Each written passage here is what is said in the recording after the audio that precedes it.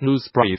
Numskull Designs, the company behind official merchandise for games like Spyro, It Ignited, Trilogy and Resident Evil 2, has launched Numskull Games to officially branch out into the world of video game publishing. The freshly founded publishing label aims to bring both new and digital-only games into the physical retail space, and says it plans to bank its existing expertise on sales, marketing, finance, and distribution resources to deliver on that promise. Numskull Games is headed up by Martin DeVries, the former managing director and president of Deadly Premonition and Steam World Dictator publisher Rising Star Games. Developers looking for more information on the publisher's offerings can find out more on the new label's website. VR usage on Steam nearly doubled in 2018, at least according to a collection of the monthly Steam hardware and software reports released by Valve at the end of each month. Typically, those roundups offer curious size of Lancet month-to-month trends in OS, VR, and PC component usage, but only data from the most recent month is publicly displayed. Uploader, however, kept track of the monthly results for virtual reality headsets and crunched the numbers to find that, across all VR brands, the percent of Steam users that used a VR headset nearly doubled in 2018. According to that data, just over 4% of Steam users had a VR headset in January compared to 8 in December. On a per-headset basis, Uploadable data shows an 85% rise in Oculus Rift users on Steam in 2018 alongside a 65% rise in HTC ownership. Windows mixed reality headsets saw a boost as well. At the beginning of the year, the platform did not have enough users to register on the monthly survey. At the close of 2018, 0.7% of Steam users had picked up a Windows mixed reality headset.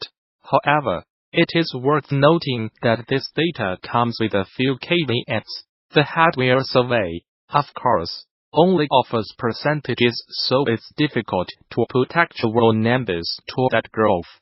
But for comparison's sake, Steam now has as many VR users as it does people running OS as their operating system. Additionally, participation in the survey requires Steam users to opt in, meaning that the sample size here does not include every single user on Steam. But even taken with a grain of salt, the collective maths of data offer an interesting look at how VR fared during last year. Damon Baker, Nintendo's former head of partner management, has joined up with X to serve as the team's head of portfolio. Baker shared the move on Twitter today, just weeks after announcing he had left Nintendo after over a decade with the company.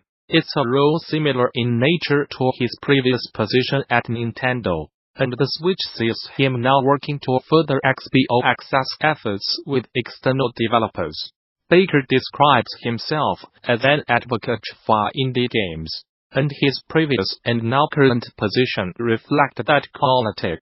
Prior to joining up with X, Baker spent over 12 years at Nintendo and, most recently, played a major part in the curated indie game push that hit the Nintendo Switch shortly after the system's launch in 2017. As Baker detailed in an interview that year, that effort meant learning from the mistakes of the was lackadaisical third-party support, and ensuring that game developers work armed with the knowledge they do need to make the best of the SWITCHS hardware this time around.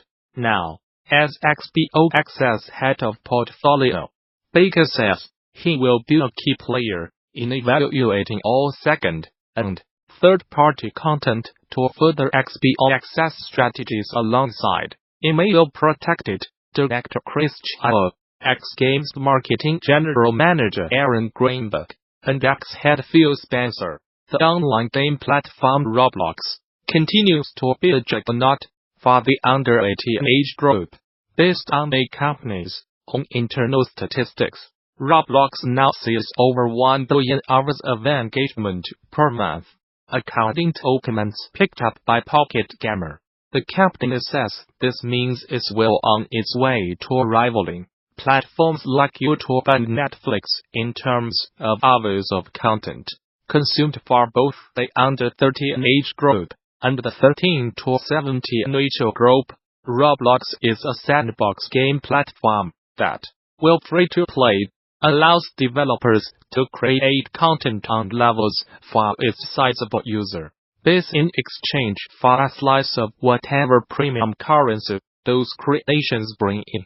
Media estimates released by the company last summer predicted that it would pay out as much as $70 million to those developers in 2018, nearly double 2017's estimated payout.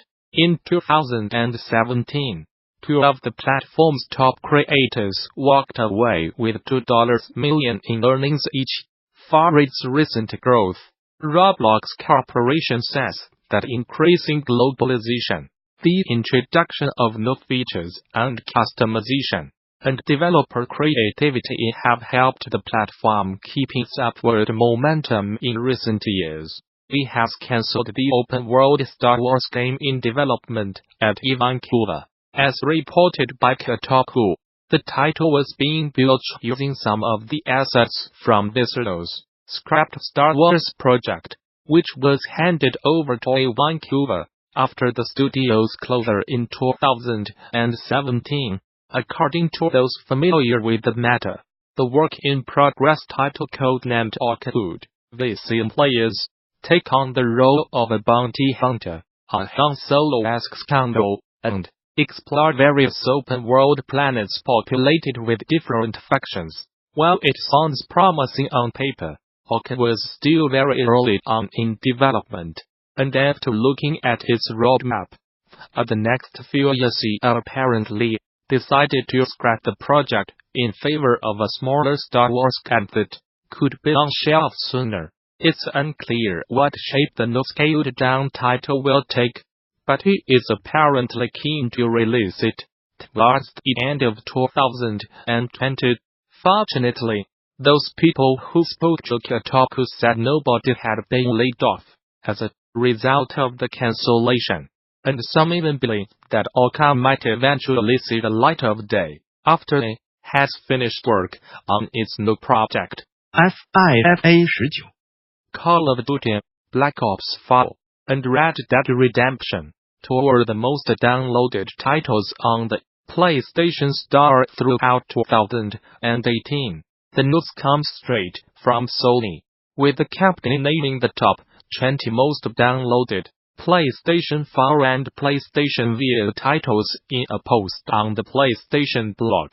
Familiar names like Beat Saber, Job Simulator, and Super Hot were topped the PlayStation VR download charts, and were joined in the top 10 by the likes of Skyrim and more.